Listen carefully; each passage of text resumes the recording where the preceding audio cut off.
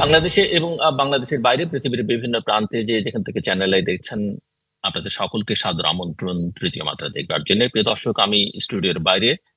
আর আমার সঙ্গে আজকের এই তৃতীয় মাত্রায় কথা বলবেন অতিথি হিসেবে আছেন তৃতীয় মাত্রার স্টুডিওতে বাংলাদেশ জাতীয়তাবাদী দল বিএনপি দলীয় সাবেক সংসদ সদস্য এবং বিগত দিনগুলোতে যখন তিনি সংসদে ছিলেন বিভিন্ন সংসদীয় স্থায়ী কমিটির সভাপতির দায়িত্ব পালন করেছেন আহ সর্দার সাখাওয়াত হোসেন বকুল।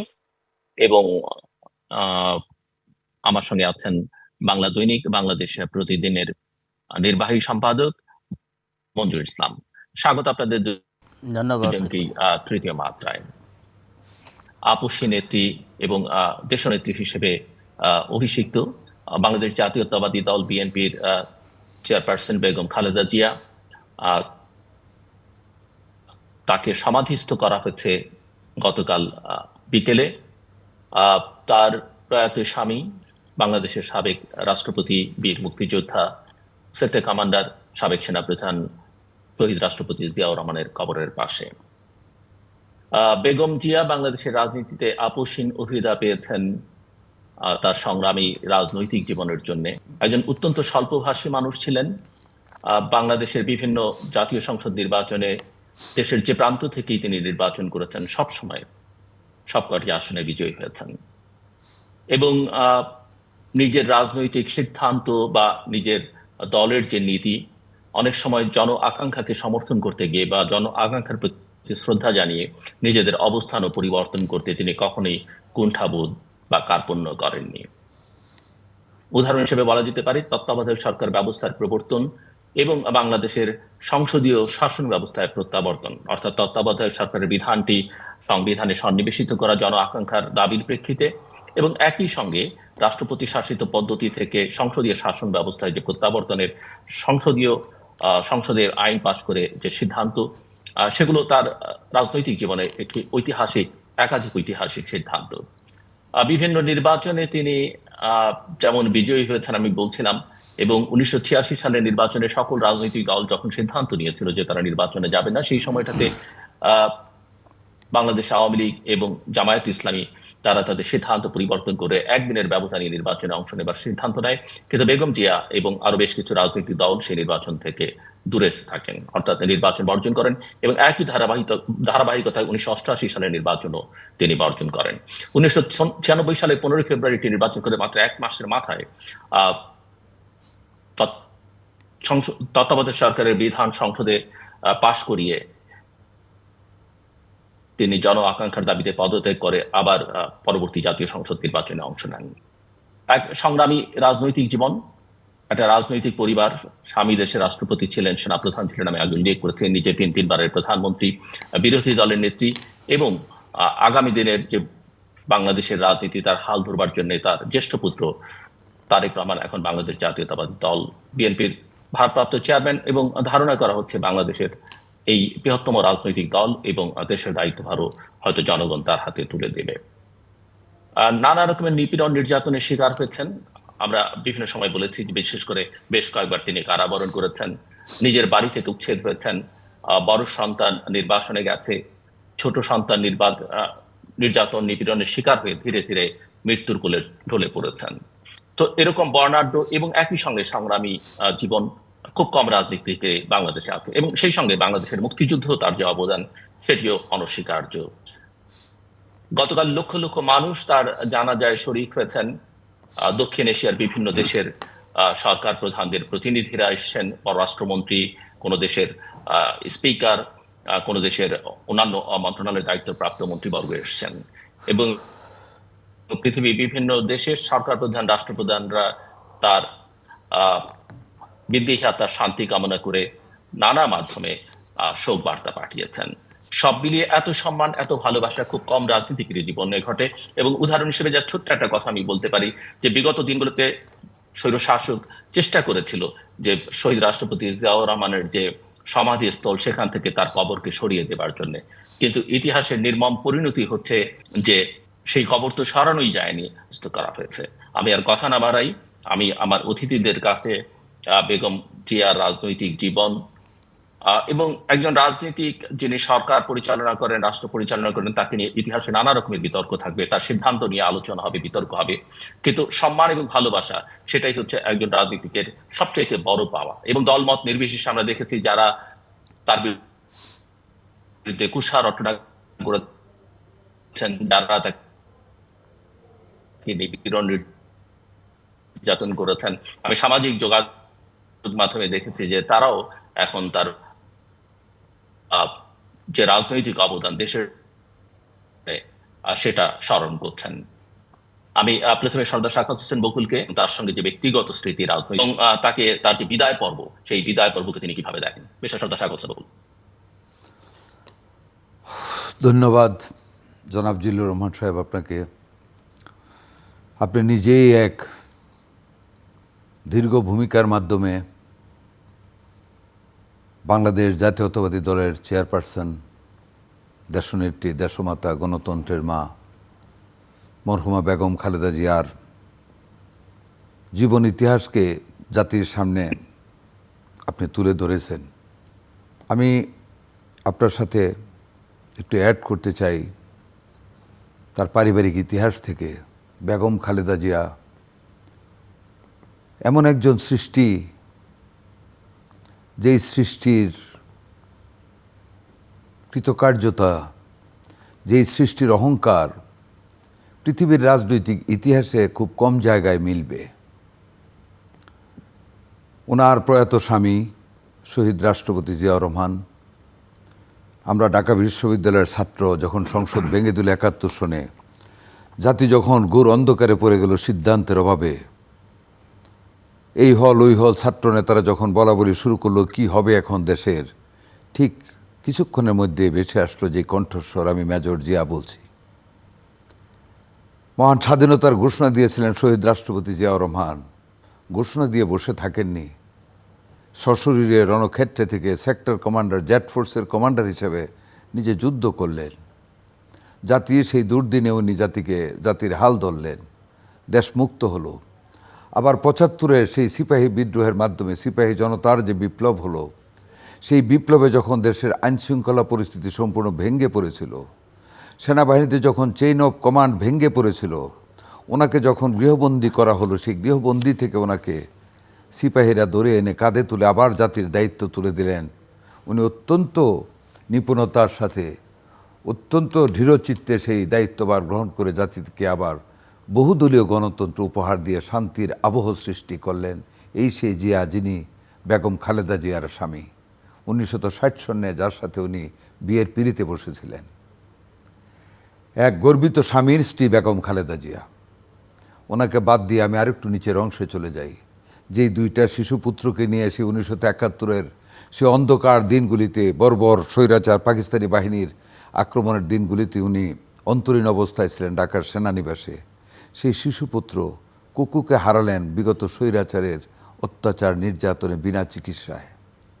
তার এক সন্তান তারেক রহমান আজকে বাংলাদেশের আরেক অধিপতি বলবো আমি, যে তারেক রহমান গত কয়েকদিন আগে সেই স্বৈরাচারের বিদেশে পাঠানো প্রবাসী জীবন থেকে বাংলার জমিনে ফিরে এসেছেন।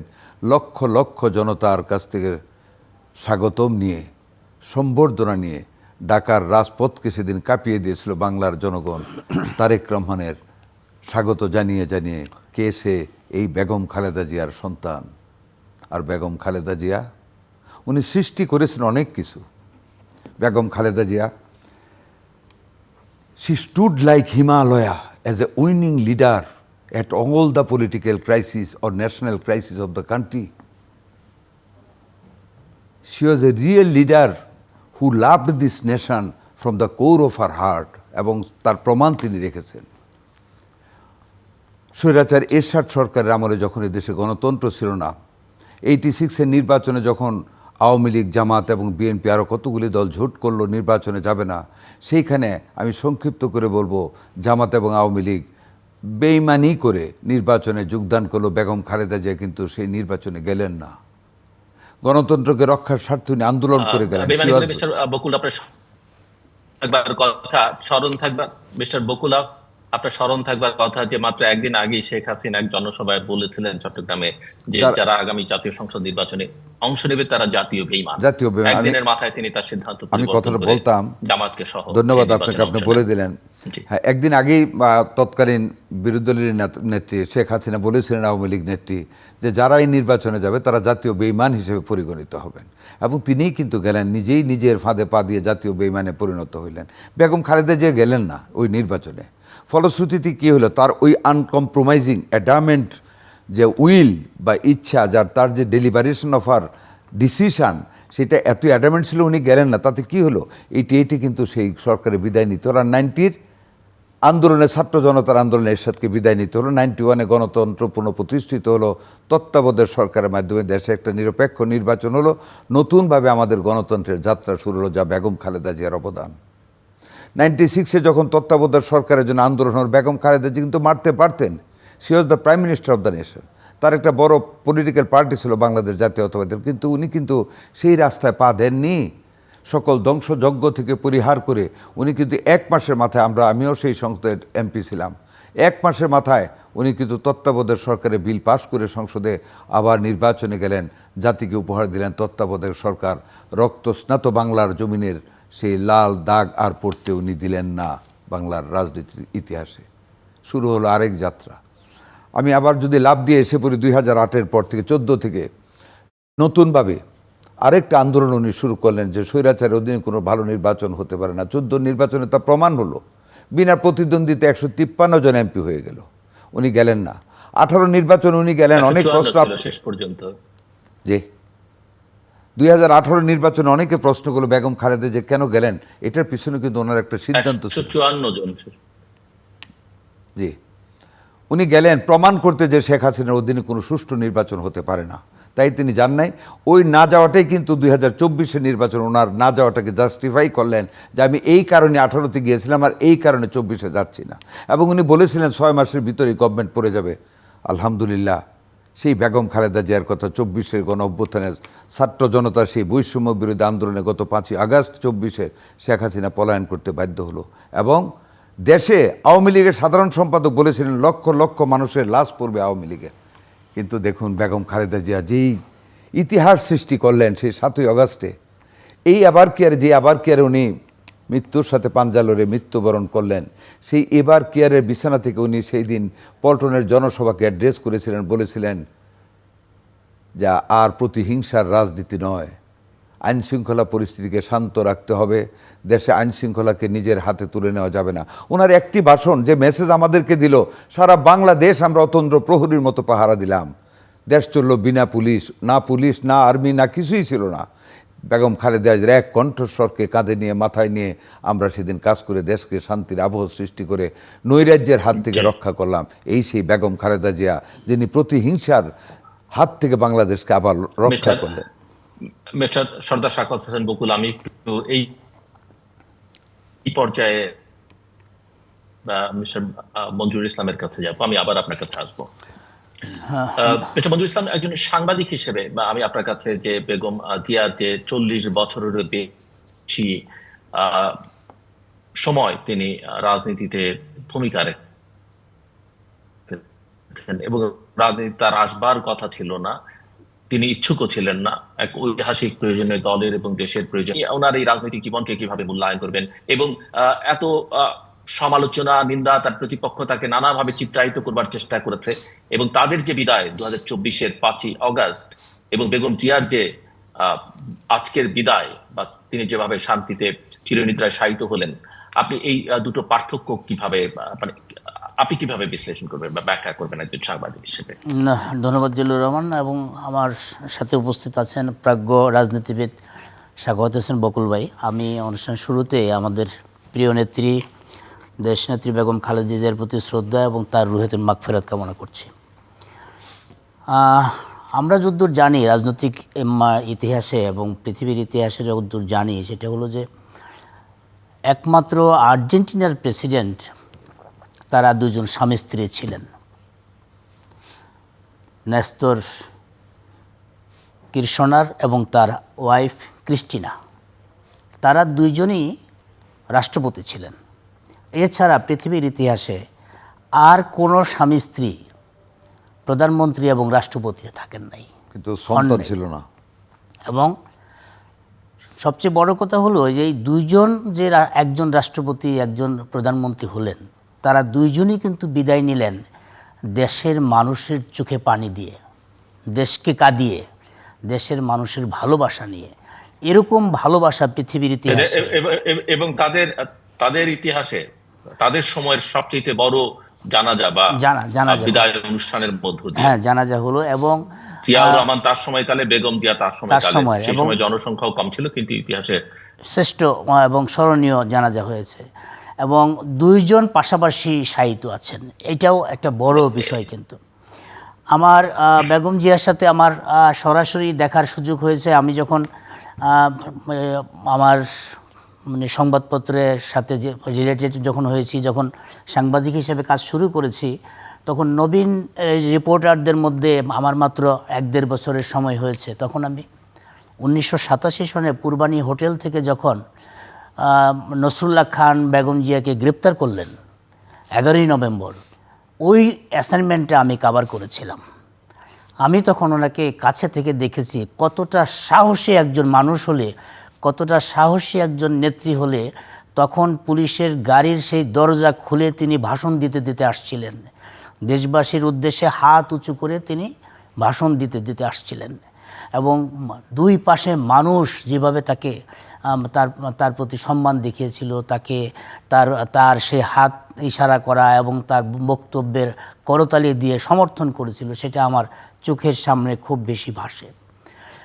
সংবাদপত্র একজন কর্মী হিসেবে আমি দেখলাম যে 90-এর গণ আন্দোলনের পর যখন অন্তর্বর্তী সরকার, শাহাবুদ্দিন সাহেবের অন্তর্বর্তী সরকার যখন গঠন হলো, তখন সংবাদপত্রের কালা কানুনের একটা ধারা ছিল, সেই ধারাটা শাহাবুদ্দিন সাহেব এসে সেটা বাতিল করে দিলেন।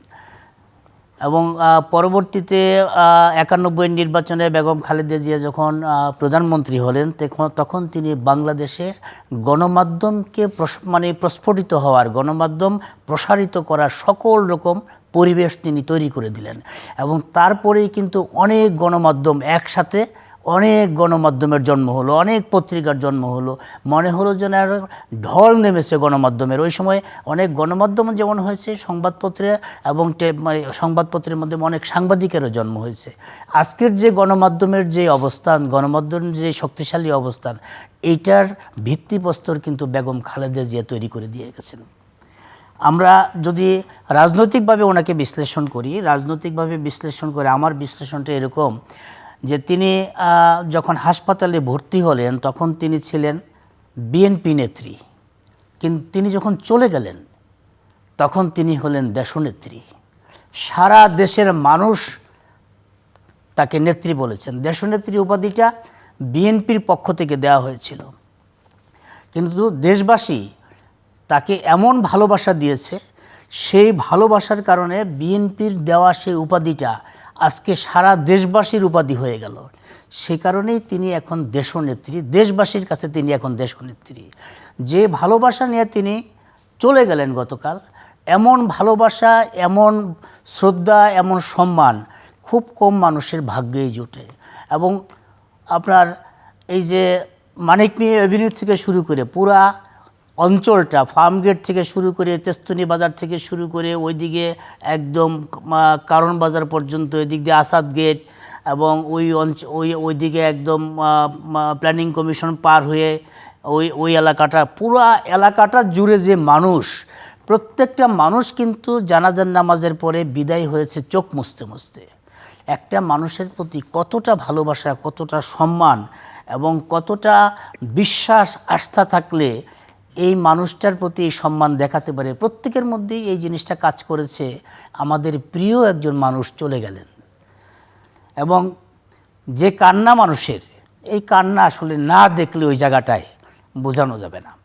আরেকটা বিষয় আমি আমার সংবাদকর্মী হিসাবে যেটা আমি বলবো, যে তিনি অত্যন্ত দূরদর্শী ছিলেন একজন মানুষ।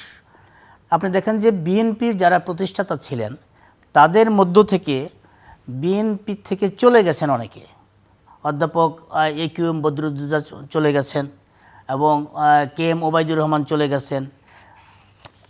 তারা যখন চলে যান, এবং যখন মঞ্জুরুল ইসলাম যখন হুসেন মোহাম্মদ এরশাদ সেনা শাসন জারি করলেন এবং নতুন মন্ত্রিসভা গঠন করলেন বা তারপরে যখন দল গঠন করলেন, বিএনপি থেকে কিন্তু একটা বড় অংশ নেতৃত্বের চলে জি গেছে। বলা যেতে পারে যে একটা ধন করেছেন এবং আজকের এই সবচেয়ে সর্ববৃহৎ দলে পরিণত করেছেন। হ্যাঁ, কিন্তু সেই সময় যারা বিএনপি থেকে চলে গেলেন, সেই চলে যাওয়ার পিছনে কিন্তু তিনি তাকান নাই। তার দৃষ্টি ছিল সামনের দিকে, যে যারা চলে গেছে তারা চলে যাবে। যারা প্রেসিডেন্ট জিয়াউর রহমানের আদর্শে বিশ্বাস করবেন, খালেদা জিয়ার আদর্শে বিশ্বাস করবেন, জাতীয়তাবাদী আদর্শে যারা বিশ্বাস করবেন, তারা বেগম জিয়ার সাথে থাকবেন, তার সাথেই থাকবেন। এই বিশ্বাস থেকে কিন্তু তিনি পেছনে তাকান নাই, তিনি সামনের দিকে তাকিয়েছেন। তিনি কিন্তু মানুষ চিনতেন, তিনি কিন্তু জানতেন যে কে ক্ষমতার জন্য রাজনীতি করছে, কে দেশ এবং দেশের মানুষের জন্য রাজনীতি করছে। সেই কারণেই কিন্তু সর্বশেষ পর্যন্ত তিনি বলে গেছেন, আমি দেশ এবং দেশের মানুষের রাজনীতি করি। এই দেশ ছাড়া আমার আর বিদেশে আমার কোনো ঠিকানা নাই। এই দেশে আমার জন্ম, এই দেশেই আমার মৃত্যু হোক বা আমার মৃত্যু হোক, এটা আমি চাই।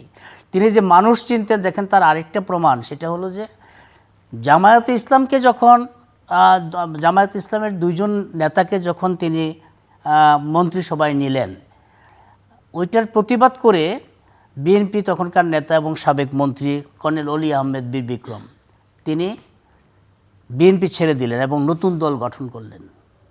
তিনি কিন্তু নতুন দল গঠন করার পরে, বিএনপি ছেড়ে দেওয়ার পরে তাকে কিন্তু ডাকেন নাই, যে যাওয়ার সে চলে যাবে। সেই অলি আহমেদ সাম্প্রতিক সময়ে আবার জামাতের সাথে জোট করলেন, যাদের সাথে প্রতিবাদ করে তিনি বিএনপি ছাড়লেন, তাদের সাথে আবার জোট করলেন। তার মানে বেগম জিয়া বুঝতে পেরেছিলেন, তার যে দূরদর্শিতা, যে এই অলি আহমেদ এই জায়গার মানুষ না, ঘুরে ফিরে ক্ষমতার মানুষ, দেশ এবং দেশের জনগণের মানুষ না, ক্ষমতার মানুষ, সেটা তিনি বুঝতে পেরেছিলেন। তিনি দেখেন রাজনীতিতে তিনি অন্তর্ভুক্তিমূলক গণতন্ত্র চর্চা করেছেন। তিনি সবাইকে নিয়ে, ডান বাম ইসলামিক দল, আপনি নিশ্চয়ই মনে আছে শাপলা চত্বরে যখন হেফাজতের উপর নির্মম হামলা হয়েছিল, সেই হামলায় কিন্তু তিনি প্রতিবাদ করেছিলেন, তীব্র প্রতিবাদ করেছিলেন। দলীয় নেতাকর্মীদেরকে আহ্বান জানিয়েছিলেন যে হেফাজতের নেতাকর্মীদের পাশে যেন দাঁড়ায়। তিনি ডান বাম চিন্তা করেন, গণতন্ত্রের স্বার্থে সবাইকে নিয়ে তিনি পথ চলতে চেয়েছেন। তিনি যখন মন্ত্রিসভা গঠন করেন, মন্ত্রিসভার অনেক সদস্যদের সাথে কথা বলে জেনেছি যে তিনি মন্ত্রিসভায় বসে সবার কথা শুনতেন, সবার কথা শুনে তারপরে তিনি সিদ্ধান্ত দিতেন। তিনি যখন দলের স্ট্যান্ডিং কমিটির বৈঠকে বসতেন, তখন তিনি সবার কথা শুনতেন, শুনে তারপরে তিনি তার সিদ্ধান্ত দিতেন। আরেকটা উল্লেখযোগ্য বিষয় আপনাকে বলি, তার চেয়ে সততার দিক থেকে তাকে বিগত সরকার দুর্নীতিবাজ বানিয়েছে, কিন্তু জোর করে বানিয়ে তাকে জেল খাটানো হয়েছে। অথচ দেখেন একটা চমৎকার একটা এক্সাম্পল দেখেন, তিনি যখন 1991 সনে রাষ্ট্র ক্ষমতায় আসলেন, তখন তিনি দেখলেন যে এই ঢাকা শহর একদিন অচল শহরে পরিণত হবে। তিনি তখন এই ঢাকা শহরকে রেখে আরেকটা সুন্দর আধুনিক শহর করার জন্য চিন্তা করলেন।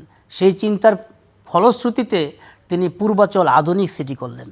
তখন রূপগঞ্জের এমপি ছিলেন মতিন চৌধুরী সাহেবকে তিনি দায়িত্ব দিলেন যে পূর্বাচল ঘিরে একটা আধুনিক নতুন শহর হবে, আমরা একটা নতুন মালয়েশিয়ার মতো একটা জিনিস করব, ওই জায়গায় আমাদের আধুনিক রাজধানী হয়ে যাবে। তার হাতে পূর্বাচলের এরকম শহর হলো। সেই শহরের জমি অধিগ্রহণের সব কিছু করার কারণে 96-এর নির্বাচনে রূপগঞ্জের মানুষ কিন্তু মতিন চৌধুরীকে ভোট দেয় নাই প্রতিবাদে। যে আর বেগম জিয়া তার হাত দিয়ে পূর্বাচলের শহর হলো, কিন্তু পূর্বাচলের শহরের মধ্যে জিয়া পরিবারের কারো একটা প্লট নাই। অথচ আমরা গত 15 বছরে দেখলাম বিগত সরকারের শেখ হাসিনা সরকারের সময়ে তার ফ্যামিলির এমন কেউ নাই যে পূর্বাচলে প্লট নেন নাই। এই যে একটা মানুষ গুলশানে তার ফ্যামিলিকে সরকারের বরাদ্দ দেওয়া একটা বাড়ি ছাড়া আর কিচ্ছু নাই। এছাড়া দক্ষিণখানে জিয়াউর রহমানের একটা প্লট আছে, সেই প্লটটা ডোয়ার মতো পড়ে আছে। সেই প্লটটার ইতিহাস হলো মেজর মতিউর রহমান লিবারেশনের পরে ওইখানে কিছু জমি কিনেছিলেন। সেই জমি কিনে ওই সময়ের যারা মেজর পর্যায়ের এবং সমপর্যায়ের অফিসাররা ছিল তাদের সবাইকে 8 কাঠা করে জমি ভাগ করে দিয়েছিলেন। এই 8 কাঠার জমির দাম ছিল 10,000 টাকা। সেই 10,000 টাকা করে জমি নিয়ে ওই জায়গাটায় দক্ষিণখান আর্মি সোসাইটি নামে পরিচিত জায়গাটায় ওই একটা প্লট এখনও ডোবার মধ্যে পড়ে আছে। অথচ বিগত সময়ে সরকারের সময় বক্তৃতা হয়েছিল জিয়াউর রহমানের দক্ষিণখানে বাড়ি আছে, জমি আছে, তারপরে এরকম দুর্নীতি করেছে। এই যে জিয়া পরিবারের পৈতৃক সম্পত্তি ছাড়া জিয়া পরিবারের কিন্তু কোনো সম্পদ নাই। অথচ একজন রাষ্ট্রপতি, 3 বারের প্রধানমন্ত্রী, কি পরিমাণ সম্পদ বাংলাদেশে থাকার কথা আমরা গত 15 বছরের ইতিহাসে দেখলাম। শেখ হাসিনা নিজেই বললেন যে তার পিয়ন নাকি 400 কোটি টাকার মালিক। সেই জায়গায় একজন রাষ্ট্রপতি এবং 3 বারের প্রধানমন্ত্রীর কোনো সম্পদ নাই। এর চেয়ে সততার এক্সাম্পল আর কি হতে পারে? আমি যদি আরেকটা বিষয় আপনার দৃষ্টি আকর্ষণ ধন্যবাদ। আমি আবার আপনার কাছে আমি মঞ্জুর ইসলাম আপনার কাছে আবার পরে আসি। আমি সর্দার শাখাওয়াত হোসেন বকুল আপনি শুনছিলেন এবং আপনি উল্লেখ করছিলেন সম্ভবত যে তিনি কিছুদিন আগে বক্তৃতায় বেশ কয়েক মাস আগে বিশ্বটা অভ্যুত্থানের পরে যে না ক্ষমতায় গেল, এই কথা কিন্তু তিনি তার আগেও বলেছেন। এবং সম্প্রতি প্রথম আলো সম্পাদক মতিউর রহমানের মতিউর রহমানের সঙ্গে তার একটি সাক্ষাৎকার প্রকাশিত, সেখানেও কিন্তু এই যে ধ্বংসের রাজনীতি নয়, প্রতিশোধ বা প্রতিহিংসার রাজনীতি নয়, এই কথা তিনি বারবার বলছিলেন। আরেকটা বিষয় উল্লেখযোগ্য যেটা মনে হয় যে প্রেসিডেন্ট জিয়াউর রহমান তিনি তৎকালীন সেনা কর্মকর্তা হিসেবে আপনি স্বাধীনতার ঘোষণার কথা উল্লেখ করেছেন, তিনি সেক্টর কমান্ডার ছিলেন, একটা ফোর্সের অধিনায়ক ছিলেন, আপনি নিজেও মুক্তিযোদ্ধা। এবং মুক্তিযুদ্ধ এই যে শুরু থেকে আজ অব্দি শেষ পর্যন্ত মুক্তিযুদ্ধের চেতনা, মুক্তিযুদ্ধ নিয়ে ব্যবসা অনেকেই করেছে, কিন্তু জিয়াউর রহমান থেকে শুরু করে বেগম জিয়া হয়ে আজকে তারেক রহমান পর্যন্ত স্বাধীনতা, সার্বভৌমত্ব, মুক্তিযুদ্ধ কিন্তু তাদেরই রক্ষার, তাদের উপরে দায়িত্বটা শেষ পর্যন্ত পড়ছে। তো এটা আপনি নানা রকমের টানাপোড়েন দেখেছি বিভিন্ন সময়ে বিএনপির সঙ্গেও, এবং বিএনপি চাইতে আওয়ামী লীগকে তারা হিস্টোরিক্যালি অনেক বেশি পছন্দ করে, সেটাও প্রমাণিত, এবং যে কারণে বাংলাদেশের জনগণের অনেক ক্ষোভ আছে। কিন্তু রেসপেক্টের জায়গা থেকে যদি আপনি দেখেন যে জিয়াউর রহমানের সময় কিন্তু ভারতের সঙ্গে সম্পর্কটা একেবারে সম্মানজনক ছিল। তিনি ভারতে একাধিকবার গেছেন, ভারতীয় প্রধানমন্ত্রী বাংলাদেশ সফর করেছেন। জিয়াউর রহমান যখন সার্কের আইডিয়া করলেন, ইন্দিরা গান্ধীর সঙ্গে পরামর্শ করে তৎকালীন ভারতীয় প্রধানমন্ত্রী শুরু করলেন। আপনারা যদি পরে দেখেন যে তিনি বিরোধী দলীয় নেত্রী থাকাকালীন শেখ হাসিনার শাসনামলী যে সংবর্ধনা তাকে দিল্লি দিল, লাল গালিচা সংবর্ধনা, একেবারেই বিরল দৃশ্য আমরা জানি। প্রায় সপ্তাহখানেকের সফরে তিনি সেই সময় ছিলেন। ইভেন তিনি মারা যাবার আগেই নরেন্দ্র মোদী, ভারতীয় প্রধানমন্ত্রী, তিনি এক্সে টুইট করলেন, একটা বার্তা দিলেন, এবং মৃত্যুর পরে সম্ভবত প্রথম কোন বিদেশি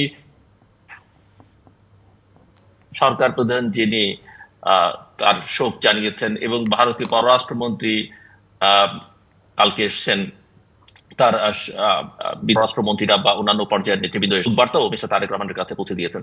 তো এগুলো হচ্ছে যে আমি দেশের স্বার্থ রক্ষা করলে আসলে সম্মানটা পাওয়া যায় সেটা বোঝাবার জন্যই বললাম। এবং আপনি নিজে রাজনৈতিকভাবে সংসদের ভেতরে থেকে ওনাকে নানাভাবে দেখেছেন। যদি আপনার ব্যক্তিগত জায়গা থেকে আপনি কোনো স্মৃতি তুলে আনতে চান দর্শকদের উদ্দেশ্যে, আপনি আনতে পারেন। মিস্টার সর্দার শাখাওয়াত হোসেন বকুল। ধন্যবাদ আপনাকে জিল্লুর সাহেব।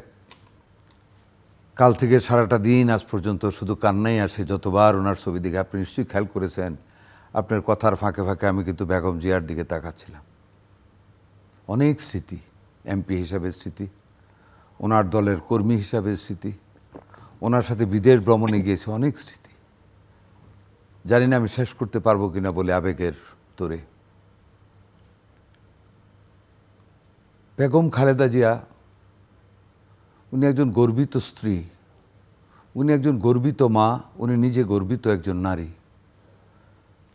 নেতৃত্বের গুণাবলী, মাতৃত্বের গুণাবলী, এমন কোনো রন্ডে রন্ডে তা বর্তমান ছিল ওনার আচার আচরণ, কথাবার্তা, প্রতিটি জায়গা জিনিসে। 1991 সনে হারারেতে গিয়েছিলাম এএপিপি কনফারেন্সে আমাদের নেত্রীর সাথে। ওখানকার খাওয়া দাওয়া এতই খারাপ ছিল। সেকেন্ড ডেতে আমরা যে হোটেলে ছিলাম, আমাদের 2-3 জন এমপিকে ডেকে বললেন, এই তোমাদের খাওয়া, এই ওনার একটি, উনি এত আপন করে ডাকতেন, এই বলতেন আগে, এই বকুল বা এই মাস্টার, আরেকজন মাস্টার গিয়েছিল আমাদের সাথে, তোমাদের খাবার দাবার কেমন হচ্ছে? নেত্রী, খাইতে পারতেছি না, পুরা ভাত।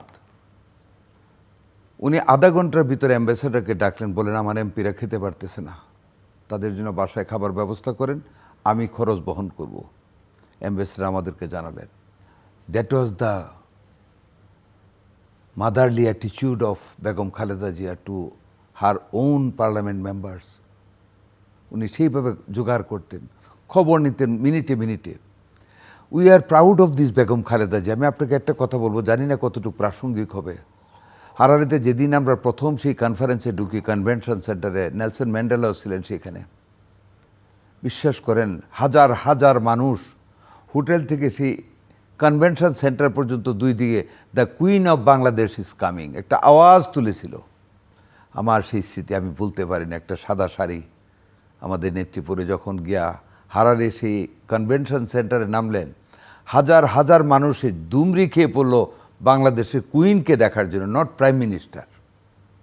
ওনার কথাবার্তায়, চেহারায়, তার আচার আচরণে এমনই ব্যক্তিত্ব ছিল যে বিদেশের মাটিতে পর্যন্ত তাকে মানুষ পাগলের মতন দেখতে আসছিল। আরেকটি স্মৃতির কথা বলবো, 1998 সনে উনি আমার নিজ ইউনিয়ন চালাকচর হাই স্কুল মাঠে আওয়ামী লীগের সকল অত্যাচারের বিরুদ্ধে প্রতিবাদ করার লক্ষ্যে একটা জনসভার আয়োজন করেছিলাম, উনি গিয়েছিলেন। আমি ওনাকে বলেছিলাম, ম্যাডাম, এই ইউনিয়নে আমার বাড়ি, আপনি যেই রাস্তায় ফিরবেন আমার বাড়িটা ওই রাস্তার পাশে, যদি দয়া করে একটু যান আমি খুশি হব, আমার মানুষ খুশি হবে। বললেন যাব। আধা ঘন্টার মধ্যে কি জানি হলো, একজন বলল, ম্যাডাম তো যাবেন না, সিকিউরিটি প্রবলেম। আমি ম্যাডামকে গিয়ে বললাম, একই লাইনে তো বসা ছিলাম, ম্যাডাম আপনি নাকি যাবেন না, সিকিউরিটি প্রবলেম। আমি তো বলে ফেলেছিলাম। কে বলেছে এগুলি, তুমি যাও আগে বাড়িতে, আমি যাব। উনি গেলেন, আমার ঘরে বসলেন, নাস্তা খেলেন। আমার মা, আজকে আমার মাও নেই, ওনার সাথে ছবি তুললেন। সেই ছবি আজও আমার চোখে 2 দিন যাবত দেখি আর কাঁদি। উনি আসার সময় সিঁড়িতে পা রাখার আগে ঘাটটা ফিরিয়ে বলেন, বকুল তোমার শান্তি হয়েছে, খুশি হয়েছ? বলেন, তুমি প্রধানমন্ত্রী। আমাকে আবার জিজ্ঞাসা করে, কি সেই মা? She was a real mother. কোনো দিন এলাকার কাজ নিয়ে গেলে ওনার রুমে গিয়ে দাঁড়াইলে 1 সেকেন্ড দেরি হতো না, এই কী জন্য আসছো, এই কী জন্য আসছো? ম্যাডাম এই কাজ প্রতিশ্রুতি দিয়ে আসছি। এই সাবিকে বলো, সাবি একটা ডিউ লেটার দাও। মানে আমার বলার ভাষা নেই ওনার সম্বন্ধে, যিনি কী ধরনের আদর আমাদেরকে করতেন, কী ধরনের মমত্ববোধ ওনার মধ্যে ছিল সকল মানুষের প্রতি। আপনি দেখেন যে অত্যাচার ওনাকে করেছে, ওনার চেয়ে বেশি অত্যাচারিত তো কেউ হয় নাই আওয়ামী লীগের আমলে। উনি নিজে, ওনাকে সেই শেরশেদে একটা নির্জন জেলখানায় দিন কাটাতে হয়েছে। ওনাকে এক কাপড়ে ক্যান্টনমেন্টের তার স্বামীর বাড়ি থেকে তাকে বের করে দেওয়া হয়েছে গলা ধাক্কা দিয়ে। কাঁদতে কাঁদতে আমাদের নেত্রী বের হয়ে গেছেন সে বাড়ি থেকে। এই শেখ হাসিনার কারবার। তার সন্তানকে নিশ্চয়ই একটু আগে ছবিটা দেখেছে, কত আহত অবস্থায় মা তারেক রহমানকে জড়িয়ে ধরেছিল। সেই নেত্রী বিছানায় থেকে ওই দলের মানুষের বাড়িঘর অগ্নিশিখা জ্বলে ছাই হয়ে যেতে পারে, মানুষ মরতে পারে, বাংলাদেশ একটা মানে বধ্যভূমি হয়ে যেতে পারে, আইনশৃঙ্খলার অবনতি হতে পারে। উনি সেই প্রতিশোধ না নিয়ে জাতিকে রক্ষা করলেন, তাদেরকে রক্ষা করলেন। এই মমত্ববোধ কোন মহিলার বাংলাদেশে আছে? পাশাপাশি তো দেখলেন যেই নেত্রী বলেছিল জিয়া রহমানের সমাধিস্থল উড়িয়ে দেবে, আল্লাহর কি বিধান।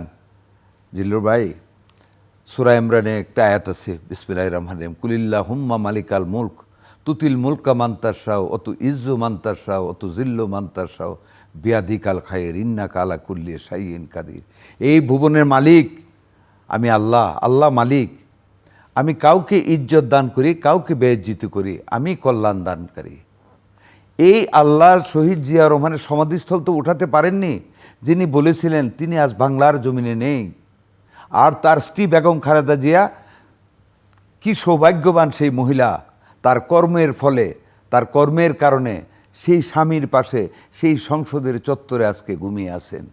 এই সেই বেগম খালেদা জিয়া, সেই সংসদের পাশে লক্ষ লক্ষ জনতা আজকে তার নামাজে জানাজা সকাল 8:30টায় আমি নিজে গিয়েছি, ঘুরে ঘুরে দেখেছি বেগম খালেদা জিয়ার লাশটা যখন পৌঁছলো জিল্লুর সাহেব, কোনো মানুষের চোখ আমি ড্রাই দেখিনি, কান্নার রোল বয়ে গিয়েছে, আর হাত তুলে তুলে মানুষ কান্না করেছে।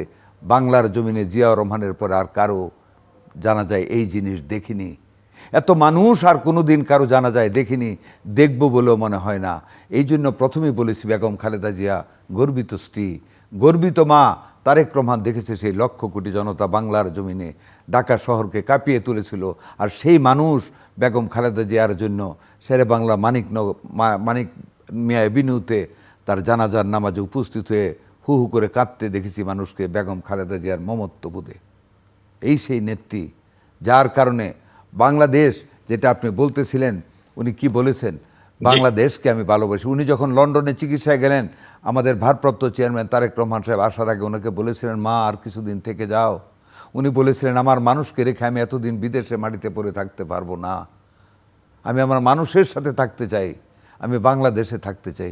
উনি এও বলেছেন, বাংলাদেশ ছাড়া আমার কোনো ঠিকানা নাই। উনি এটাও বলেছেন, সকলের সাথে বন্ধুত্ব কামনা করি, কিন্তু আমাদের উপর কেউ প্রভুত্ব করবে সেটা চাই না। She was a real lover of this nation. She use to like the people of this nation. She loved this country. এই দেশ ছাড়া উনি কিছু বুঝেননি। এই সেই বেগম খালেদা জিয়া। ধন্যবাদ। মঞ্জুর, আমি একটু মঞ্জুর ইসলামের কাছে যাব। মঞ্জুর ইসলাম, বিএনপি এবং বিএনপির নেতৃত্বে বা বিএনপি গঠিত হবার আগে একটা জেনারেশন, এরপরে বেগম জিয়ার আরেকটা জেনারেশন, আমি বলেছি যে একটা ধ্বংসস্তূপ থেকে আবার খুব দ্রুততম সময় দলকে গঠন করে বিএনপিকে তিনি রাষ্ট্র পরিচালনার দায়িত্বে নিয়ে গেছেন জনগণের ভোটের মধ্য দিয়ে, এবং তার অধ্যায়টাও শেষ হলো গতকালকে আনুষ্ঠানিকভাবে। এবং এখন এই প্রেসিডেন্ট জিয়া এবং প্রধানমন্ত্রী বেগম খালেদা জিয়ার যে লিগ্যাসি, সেই ধারাবাহিকতা অব্যাহত রাখবার দায়িত্ব পড়েছে এখন বিএনপির ভারপ্রাপ্ত চেয়ারম্যান তারেক রহমানের উপরে। হয়তো মানুষ অনেকেই ধারণা করছেন সঙ্গত কারণে যে দেশ পরিচালনার দায়িত্ব। তো আপনি এই তার গর্বিত পিতা এবং মায়ের যে লিগ্যাসি, সেটাকে তারেক রহমান কোন ধারায় নিয়ে যাবেন বলে আপনি মনে করেন? সময় বদলেছে, দেশ বদলেছে, মানুষ বদলেছে, এই এবং তার জন্য যদি আপনার কোনো পরামর্শ থাকে, মঞ্জুর ইসলাম। এটা একটা খুব কঠিন একটা যাত্রা হবে। সেটা হলো যে আপনি ধরেন, আবার বেগম জিয়ার যেই তৈরি করা, তিনি ছিলেন, বেগম জিয়া ছিলেন রাজনৈতিক নেতা তৈরি করার কারিগর। আজকে আমার সামনে যে বসে আছেন প্রাজ্ঞ রাজনীতিবিদ বকুল ভাইও কিন্তু তারই তৈরি করা একজন মানুষ। বিএনপি স্ট্যান্ডিং কমিটিতে সালাউদ্দিন আহমেদ থেকে শুরু করে আমানুল্লাহ আমান তখন ডাকসুর ভিপি ছিলেন, সেই 90-এর গণ আন্দোলন যার নেতৃত্বে হয়েছে। খায়রুল কবির খোকন ডাকসুর জিএস ছিলেন। তারপরে আমাদের ছাত্র নেতাদের মধ্যে এই যে রুহুল কবির রিজভী, তারপরে খুব সাহসী মানুষ রুহুল কুদ্দুস তালুকদার দুলু সহ সারা দেশে যে হাজার হাজার নেতা তিনি তৈরি করে গেছেন। তিনি এমন কোনো এলাকা নাই দেশের, এমন কোনো অঞ্চল নাই যেই অঞ্চলে তিনি নেতা তৈরি করে যান নাই। এখন বিএনপির ভারপ্রাপ্ত চেয়ারম্যানের দায়িত্ব হলো এই সকল নেতাদের, যেই নেতাদের তিনি তৈরি করে গেছেন, এই নেতাদের সংগঠিত করে নতুন পথে যাত্রা শুরু করা। হ্যাঁ, বিএনপির মধ্যে নানা স্রোতের মানুষ আছে, নানা বিশ্বাসের মানুষ আছে। জিয়াউর রহমানের বিশ্বাসের মানুষও আছে, খালেদা জিয়ার বিশ্বাসের মানুষও আছে, আবার দুদিকে পা দেওয়া মানুষও আছে। বেগম জিয়া যেমন বুঝতে পারতেন যে কে দুদিকে পা দিয়ে রেখেছে, কার দুই দিকে পা আছে, কে দেশের মানুষকে ভালোবাসেন, কে ক্ষমতাকে ভালোবাসেন, সেরকম বুঝতে পেরে তারেক রহমানকেও নিজেকে গুছিয়ে নিয়ে এই শোককে শক্তিতে পরিণত করে আগামী নির্বাচনে মোকাবেলা করতে হবে। তবে দেশবাসী গতকাল যে বেগম খালেদা জিয়াকে বিদায় দেওয়ার সময় যে মেসেজটা দেশবাসী দেওয়ার চেষ্টা করেছে, সেটা হলো যে আমরা দেশবাসী শহীদ প্রেসিডেন্ট জিয়াউর রহমানকে চোখের জলে ভাসিয়ে বিদায় দিয়েছি, আমরা আপনাকেও ভালোবেসে চোখের জলে বিদায় দিয়েছি, এবং আমরা আপনার সন্তানকেও ভালোবেসে বুকে জড়িয়ে রাখব, এই মেসেজটাই কিন্তু দেশবাসী দিয়ে দিয়েছে। এখন এই মেসেজটা ধারণ করার দায়িত্ব হলো বিএনপির নেতাকর্মীদের।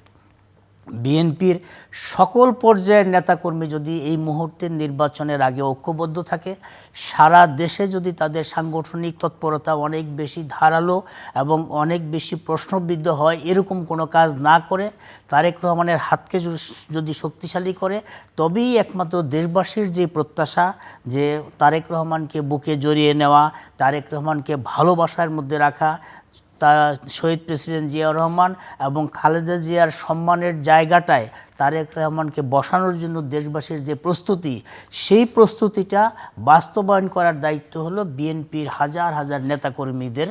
এবং এইটা করার জন্য সবাইকে আমি যেটা বললাম, তার পাশাপাশি আরেকটা বিষয় এখন কাজ করছে যে আপনি ধরেন আগামী নির্বাচনকে সামনে রেখে সামাজিক যোগাযোগ মাধ্যমে বট বাহিনীর যে অত্যাচার, বট বাহিনীর যে অপপ্রচার, এই অপপ্রচারের জবাব দিতে হবে। বিএনপি শুধু মাঠে থাকলে হবে না, বিএনপিকে সামাজিক যোগাযোগ মাধ্যমের এই জায়গাটাও সাইবার ওয়ার্ল্ডে থাকতে হবে, এই ডিজিটাল দুনিয়ায়ও থাকতে হবে। দেখা যায় যে বিএনপির এই জায়গাটার দুর্বলতা প্রতিদিন প্রকাশ পাচ্ছে। এই যে বট বাহিনী সংঘবদ্ধ, বট বাহিনী বেগম জিয়ার মৃত্যুকে নিয়েও নানা রকম কথাবার্তা বলছে, এই জায়গাটাও যথাযথ জবাব দিতে হবে। এই বাহিনীটা তৈরি করতে হবে, ডিজিটাল করতে হবে। এই ছাত্রদল যুবদলের নেতাকর্মীদেরকে তৈরি করতে হবে, সকল কিছুতে দক্ষ করতে হবে এবং একটা ভীষণ দিতে হবে। তারেক রহমান সাহেব যেই কথাটা বলেছেন, আই হ্যাভ এ প্ল্যান, এই প্ল্যানটা হবে দেশ এবং দেশের মানুষের জন্য। শহীদ প্রেসিডেন্ট জিয়াউর রহমানের যে অসমাপ্ত কাজ, বেগম খালেদা জিয়ার জন্য যে অসমাপ্ত কাজ, সেই অসমাপ্ত কাজগুলো সমাপ্ত করা এবং নিজের প্ল্যানটা বাস্তবায়ন করা। নিজের প্ল্যানটা কি হবে? এই দেশ একটি সমৃদ্ধশালী দেশ হবে, এই দেশ একটা আধুনিক দেশ হবে, এই দেশ একটা মাথা বিশ্বের দরবারে মাথা উঁচু করে দাঁড়ানোর মতো একটা দেশ হবে। এমন একটা দেশ হবে যেই দেশের মধ্যে বেকারত্ব থাকবে না, এমন একটা দেশ হবে যেই দেশের গণমাধ্যমের স্বাধীনতা থাকবে, এমন একটা দেশ হবে যেই দেশ নিয়ে আমরা গর্ব করতে পারি। এই দেশের স্বপ্ন দেখানো, জিয়াউর রহমান যেমন স্বপ্ন দেখিয়েছিলেন, বেগম জিয়া যখন স্বপ্নকে বাস্তবায়ন করেছেন, অসমাপ্ত কাজগুলো সমাপ্ত করার দায়িত্ব, গুরু দায়িত্ব, শুধু দায়িত্ব না, গুরুর দায়িত্ব কিন্তু তারেক রহমান সাহেবের।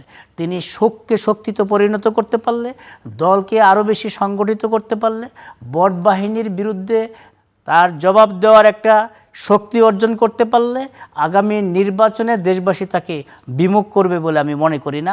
এখন সেই দায়িত্বটা বিএনপির প্রতিটা নেতাকর্মীকে নিতে হবে। বিএনপির প্রতিটা নেতাকর্মী যদি নিজ নিজ জায়গা থেকে কাজ করে, তবেই একমাত্র তারেক রহমানের হাত শক্তিশালী হবে, বেগম জিয়ার যে স্বপ্ন, সেই স্বপ্ন বাস্তবায়ন হবে। এর বিকল্প কোনো রাস্তা আমার মনে হয় না। কারণ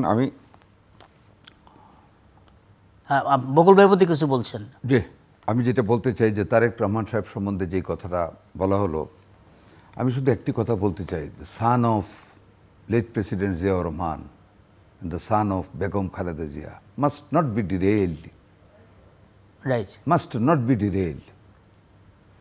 উনি যে ওদিন যখন আসলেন, যে বক্তব্যটা দিলেন, দুইটা কথা কিন্তু বলেছেন। এইভাবে বলেছেন হাত ছুড়ে, I have a plan for my people and for the country. Last কি বলেছেন? মহানবী হজরত মোহাম্মদ মুস্তাফা সাল্লাল্লাহু আলাইহি সাল্লামের নীতি আদর্শকে সামনে রেখে, নৈতিকতাকে সামনে রেখে ইনশাল্লাহ সকল কাজ দেশের জন্য করব। উনি ওনার এই প্রতিশ্রুতি থেকে কোনো ক্রমে কোনো বিচ্যুতি ঘটাবেন না। জিয়া রহমানের নীতি আদর্শকে ধরে রেখে বেগম খালেদা জিয়া যেভাবে মানুষের কাছে আজকে বিএনপির অভিভাবক থেকে 18 কোটি মানুষের অভিভাবক হয়ে যিনি বিদায় নিয়েছেন, ক্ষমতাহীন অবস্থায় যিনি অতি গুরুত্বপূর্ণ ব্যক্তি হিসেবে ভূষিত হয়েছেন সরকারের কাছে, রাষ্ট্রীয়ভাবে যিনি মর্যাদা পেয়ে রাষ্ট্রীয়ভাবে যার জানাজা পরিচালনা করা হয়েছে, সেই বেগম খালেদা জিয়ার ছেলে তারেক রহমান লক্ষ কোটি মানুষের কাছ থেকে সম্বর্ধনা পেয়ে জাতির সাথে বেইমানি করার আত্মা তার ভিতরে নেই। আমার দৃঢ় বিশ্বাস জনাব Tarique Rahman is totally a changed person. He will do something very special for the nation, and he will show his expertise. She will show his honesty and integrity in performance while running the state if he gets that chance from the people, by the votes of the people. I can guarantee you, whatever, how much I have seen him after he has come back to Dhaka, how far I have seen him while he was in UK, by deliberation of his peace, what thought we have got, Tarek Rahman জাতির জন্য কিছু করবেন, he will do something unimaginable which we cannot imagine. He has that plan. দেখুন আমি বলি, কেন বলি জিল্লুর ভাই, আমাদের সাথে যখন আমরা নমিনেশন পাওয়ার পরে জনাব তারেক রহমান সাহেবের মিটিং হলো, উনি আমরা যারা মিটিংয়ে এমপি নমিনেশন পেয়েছিলাম একটা একটা কাগজ ধরে দিলেন এক শিটে। আমি জানি না জিল্লুর ভাই আপনারা জানেন কি না, সেই কাগজ পড়ে অবাক হলাম। আমার উপজেলা দুইটাতে কোথায় মদ খাচ্ছে, কোথায় মদ বিক্রি হচ্ছে, কোথায় সরু রাস্তাটা পাকা নেই, কোন এরিয়াতে তরি তরকারি হচ্ছে এবং কোল্ড স্টোরেজের দরকার, হিমাগারের দরকার, এভরিথিং ডিটেলস একটা পৃষ্ঠার মধ্যে আমার নির্বাচনী এলাকার, আমি যতটুকু না জানি উনি তার চেয়ে বেশি জানেন কোনখানে মৎস্য চাষ হচ্ছে এবং কি কি করতে হবে। He has given that plan. Can you imagine? 300 আসনে সে একই জিনিস করেছে। লন্ডনে সে বসে থাকেননি তারেক রহমান সাহেব, উনি কাজ করেছেন, উনি ফর্মুলেট করেছেন কি কাজ করবেন জাতির জন্য, মানুষের জন্য, যুব সমাজের জন্য, মহিলাদের জন্য। ফ্যামিলি কার্ডের আবিষ্কার করেছেন কৃষকদের জন্য এবং নারীদের জন্য। এই যে মেয়েদেরকে আত্মনির্ভরশীল করে মেয়েদেরকে যে অত্যাচারের হাত থেকে রক্ষার পরিকল্পনা, এই প্রথম তারেক রহমান হ্যাজ ফর্মুলেটেড এবং really he will activate this thing. যুব সমাজকে চাকরির মাধ্যমে যুবক যুবতীদের ইপটিজিংয়ের হাত থেকে রক্ষা করা, সমাজের প্রতিটা কর্নারে উনি he wants a change, revolutionary change he wants to do in the Mirza Sardar Sakhawat Hossain Bakul, নিঃসন্দেহে তারেক রহমান গত বেশ কিছুটা সময় ধরে অনেক ইতিবাচক কথাবার্তা বলছেন এবং তিনি ঢাকায় এসেই যখন তার যে অভ্যর্থনা সমাবেশ সেখানে তিনি বলেছেন যে I have a plan, we have a plan. সবটাই ঠিক আছে, কিন্তু একা একজন মানুষ চাইলেও সদিচ্ছা থাকলেও সবকিছু করতে পারবেন না যদি তার টিম ঠিক না হয়, তার দলে আমার জিল্লু ভাই আমার র্যাঙ্ক ক্যান ফাইলের নেতা কর্মীরা যদি সঠিক, কিন্তু সেই সাপোর্টটা তিনি আসলে দলের নেতা কর্মীদের কাছ থেকে সেটা তিনি পাবেন কিনা। আমরা যেমন ধরেন দেখলাম যে এই অভ্যুত্থানের পরে বিএনপির নেতা কর্মীদের একটা অংশ কিছু অপ্রীতিকর কাজকর্মের সঙ্গে যুক্ত হয়েছে এবং সেই সঙ্গে ওই যে বট বাহিনী যেটা মঞ্জুরুল ইসলাম উল্লেখ করলেন বা বিরোধী রাজনৈতিক পক্ষগুলো তারাও কিছু প্রপাগান্ডা চালালো, কিন্তু বাস্তব ঘটনা ঘটেছে। জিলু ভাই 17 বছর পর কারণে দল থেকে একটা সার্থক বিপ্লবের পরে নেতা কর্মীকে তিনি কিন্তু মূল কথা হলো যে দল তো করতে হবে। জি, একটা সার্থক বিপ্লবের পর পৃথিবীর ইতিহাসে যতগুলি বিপ্লব হয়েছে, রাশিয়ান বিপ্লব বলেন, উত্তর আমেরিকার বিপ্লব বলেন, আমাদের স্বাধীনতা যুদ্ধ বলেন, আরও অনেক দেশে যত বিপ্লবের দুনিয়া কাঁপানো 10 দিনও যদি দেখেন, যত বিপ্লবের পরে মানুষ কিছু লোক একটা মানে এ সেকশন অফ দ্য পিপল মানে কিন্তু ডিরেইলড হয়ে যায়, অপকর্মে লিপ্ত হয়ে যায়। সকল মানুষ একরকম না। আমাদের এই জুলাই বিপ্লবের পরেও কিন্তু যখন দেশে কোনো আইনশৃঙ্খলা পরিস্থিতি একেবারেই ছিল না, যখন নাকি পুলিশ মেরে মানে টানিয়ে রাখা হয়েছিল, যখন মানুষকে মেরে আগুন দিয়ে পুড়িয়ে দেওয়া হয়েছে ছাত্রদেরকে পুলিশ কর্তৃক, এইরকম একটা অবক্ষয়ের পর সমাজে কিছু বিশৃঙ্খলকারী সৃষ্টিকারী মানুষ কিন্তু দুর্নীতিপূর্ণ কাজে নামে। আমাদের দলেরও কিছু কর্মী যে নেমেছে আমরা কিন্তু অস্বীকার করি না, কিন্তু আপনি দেখতে হবে আমাদের নেতা হাজার হাজার কিলোমিটার দূরে থেকেও কিন্তু মানে about 8,000 boys and girls had been suspended from the party এবং অনেককে কিন্তু শোকজ করা হয়েছে। He has taken action. এবং আমি আপনাকে এটা বলতে পারি আজকে তারেক রহমান কিন্তু দেশে, we all are within his visible sight. আমি আপনাকে এটুকু বলতে পারি তারেক রহমানের হাত থেকে খারাপ কাজ করে কোনো দলীয় নেতা বা কর্মী রেহাই পাবে না। এটুকু আমরা ওনার কথাবার্তায় আমরা বুঝতে পারি। And he will select a very honest team to run the country if he gets the votes of the people. এবং উনি যা চিন্তা করেছেন 30 সেকেন্ডস করে উনি যা চিন্তা করেছেন জনাব তারেক রহমান সাহেব, ওনার পিতামাতার ইজ্জতের দিকে চেয়ে, ওনার কমিটমেন্টের ইজ্জতের দিকে চেয়ে, মহানবীর কথা উনি যেভাবে জনসমক্ষে বলেছেন তার কথা মনে করে তারেক রহমান সাহেব will make a very good team of work এবং সেইটা দিয়ে উনি ওনার প্রতিশ্রুতিকে বাস্তবায়িত করবেন, আমাদের নেত্রী বেগম খালেদা জিয়ার ইজ্জতকে আরও গৌরবান্বিত করবেন। দোয়া Thank করি you, Begum thank you so Khaleda much. জিয়াকে আল্লাহ Thank you. বেহেশত নসিব করুন, আল্লাহ যেন বারজাকি Mr. আমলে Manjur বেগম Islam, খালেদা জিয়াকে কবরে শান্তিতে রাখেন। Mr. Manjur Islam, no closing remarks থাকলে 30 seconds এ। হ্যাঁ, 30 আমার seconds এ। আমার Mr. Closing Manjur demand Islam. হলো যে তারেক রহমান দেশে ফিরে মাটি স্পর্শ করেছেন, মাটির প্রতি ভালোবাসা দেখিয়েছেন। মাটি কিন্তু তোনাকে বিমুখ করবে না। এই মাটির মানুষ কিন্তু গতকাল তাকে ম্যান্ডেট দিয়ে দিয়েছেন, তার মার প্রতি ভালোবাসা দিয়ে তাকে ম্যান্ডেট দিয়ে দিয়েছেন। কিন্তু এখন দলের নেতাকর্মীদের দায়িত্ব হলো সেই ম্যান্ডেটকে আগামী 12ই ফেব্রুয়ারির নির্বাচনে ভোটের বাক্সে নিয়ে আসা। এই দায়িত্বটা দলের নেতাকর্মীরা যত বেশি কার্যকরভাবে করতে পারবে, যে বাংলাদেশে জিয়াউর রহমানের আদর্শ, বেগম খালেদা জিয়ার আদর্শ তত বেশি বাস্তবায়ন হওয়ার সুযোগ হবে। Thank you. এর কোনো বিকল্প নাই। Thank you, Mr. ধন্যবাদ আপনাকে। Thank you. 30 seconds এ। Mr. বকুলকে সুযোগ করবেন 30 seconds যে এ। আমি শুধু একটা কথাই বলতে চাই, যে কথাটা আমাদের নির্বাহী সম্পাদক সাহেব বললেন, যে আজকে আমাদের এখন সবচেয়ে বড় দায়িত্ব, যেই ম্যান্ডেট জনগণ তারেক রহমান সাহেবকে দিয়েছেন আসার দিন, যেই ম্যান্ডেট গতকাল জনগণ আরও চোখের পানি দিয়ে ভিজিয়ে সিক্ত করে বেগম জিয়াকে বিদায়ের মাধ্যমে যে ম্যান্ডেট তারেক রহমানকে দিয়েছেন, তারেক রহমান সাহেবকে আপনি দেখেছেন ওনার মায়ের জবানে উনি কী বক্তব্য রেখেছেন, মায়ের জন্য ক্ষমা চেয়েছেন, দোয়া চেয়েছেন। এর বাইরে কিন্তু একটা বক্তব্য রাখেন নাই। ওনার যে থট, ওনার বক্তব্যে যে ওনার যে পার্সোনালিটির প্রকাশ পেয়েছে, Thank you. সেটাতে কিন্তু বোঝা যায়। এবং আমাদের দায়িত্ব হলো বা তারেক রহমানের অনেক কাজ, ধন্যবাদ। কথাগুলিকে সঠিকভাবে সততার সাথে সামনের দিকে নিয়ে যাওয়া ও বটদের মানে উত্তর দেওয়া এবং দুর্নীতির ঊর্ধ্বে থেকে সকল কাজগুলি করে যাওয়া, যাতে জিয়া পরিবারের কোনো কলঙ্কের ছাপ তাদের গায়ে না আসে আমাদের কোনো কর্মের কারণে। ধন্যবাদ আপনাকে। অনেক ধন্যবাদ মিস্টার মঞ্জুর ইসলাম এবং মিস্টার সর্দার শাখাওয়াত হোসেন বকুল। দর্শক, 1981 সালের 31শে মে প্রেসিডেন্ট জিয়াউর রহমানের অধ্যায়ের সমাপ্তি ঘটেছিল, কিন্তু তার নাম, তার কীর্তি এখনো পর্যন্ত অব্যাহত আছে এবং তার বেনিফিশিয়ারি বাংলাদেশ জাতীয়তাবাদী দল এবং তার নেতা কর্মীরা, অবশ্যই দেশের মানুষও।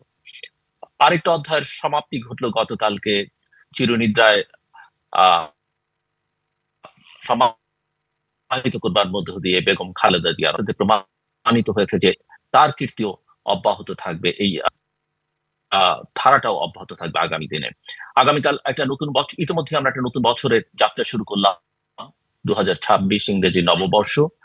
আমরা আশা করব যে এই নববর্ষে প্রথম দিনে এককভাবে, এখানে এখন জিয়াউর রহমান নেই, বেগম খালেদা জিয়া নেই, তারেক রহমানের নেতৃত্বে, একক নেতৃত্বে অবশ্যই তিনি অন্যদের নিয়ে তার নেতৃত্ব পরিচালনা করবেন দলের ভেতরে, এবং দল নয়, এখন দেশেরও দায়িত্বভার হয়তো তার উপরে পড়বে, এটি সাধারণভাবে একটা ধারণা তৈরি হচ্ছে।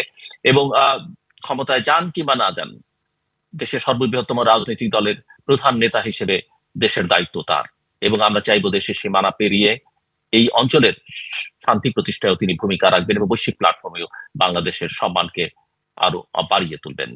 এবং বলা যেতে পারে 2026 আমাদের সবার জন্য যেমন একটা নতুন বছর, মিস্টার তারেক রহমানের জন্য অবশ্যই একটা নতুন যাত্রা। দর্শক মন্ডলী, আপনাদের সবাইকে ইংরেজি নববর্ষের শুভেচ্ছা। Happy new year.